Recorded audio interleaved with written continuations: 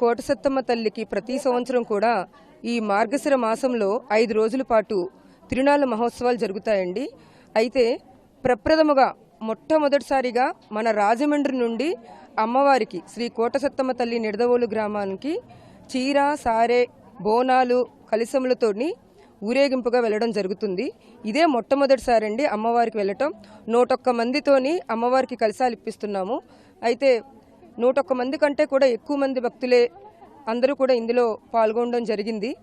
ముఖ్యంగా చెప్పాలంటే మన ఆధ్యాత్మికత కానివ్వండి, సనాతన ధర్మం కానివ్వండి, ప్రతిదీ కూడా మానవాళి అభ్యున్నతికి, వికాసానికి, సమాజ శ్రేయస్సు కోసమే ఇలాంటి కార్యక్రమాలన్నీ జరుగుతాయి.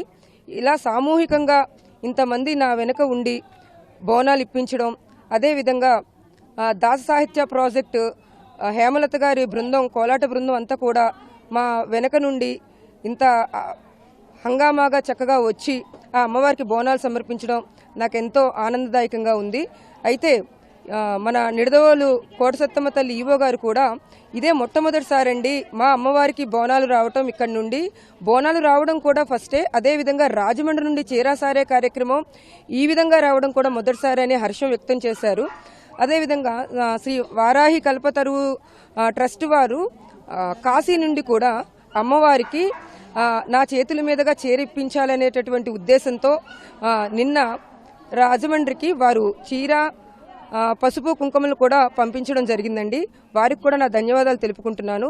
ఆ కోటసత్తమ్మ తల్లి మమ్మల్ని అందరినీ కూడా కరుణించాలని, అదేవిధంగా తెలిసి తెలియక జరిగినటువంటి ఏ పొరపాట్లైనా కానీ అమ్మ కాబట్టి మమ్మల్ని అందరినీ క్షమించి మా అందరినీ కూడా కరుణించి కాపాడాలని, మా గ్రామదేవతకు ముందు సోమాలమ్మ తల్లి దగ్గరికి వెళ్ళి అక్కడ ఆ సోమాలమ్మ తల్లికి ముందు చీరాసారే సమర్పించి పానకం సలివిడి సమర్పించిన తర్వాత అక్కడ ఆ అమ్మ అనుమతితోటి మేము నిడదవోలుకి ఊరేగింపుగా వెళ్ళడం జరుగుతుందండి.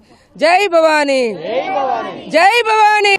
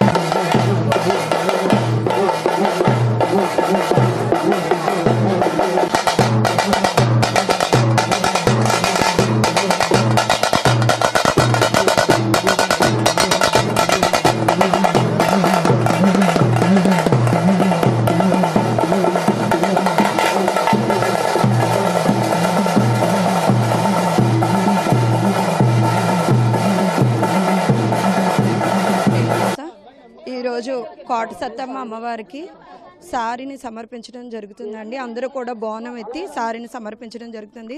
మా హరేష్ శ్రీనివాస బృందం అంతా కూడా మొత్తం ఇంచుమించు 150 మంది వరకు కూడా హేమలత గారి అధ్యక్షతన ఈరోజు ఆదిలక్ష్మి గారి కోరిక మేరకు సోమాలమ్మ తల్లి గుడికి ముందు అమ్మవారికి సమర్పించిన తర్వాత, అమ్మవారికి ఇచ్చిన తర్వాత అప్పుడు నిడదవోలు కోట సత్తమ్మ అమ్మవారికి సారిని సమర్పించడం జరుగుతుంది.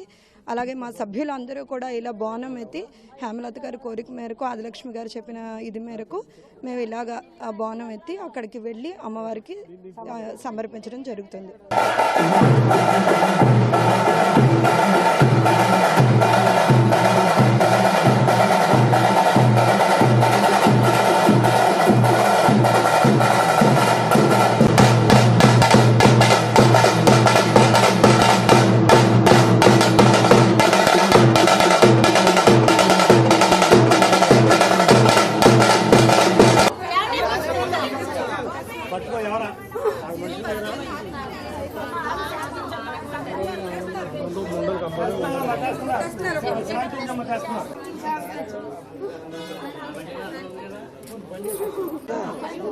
ఉందండి.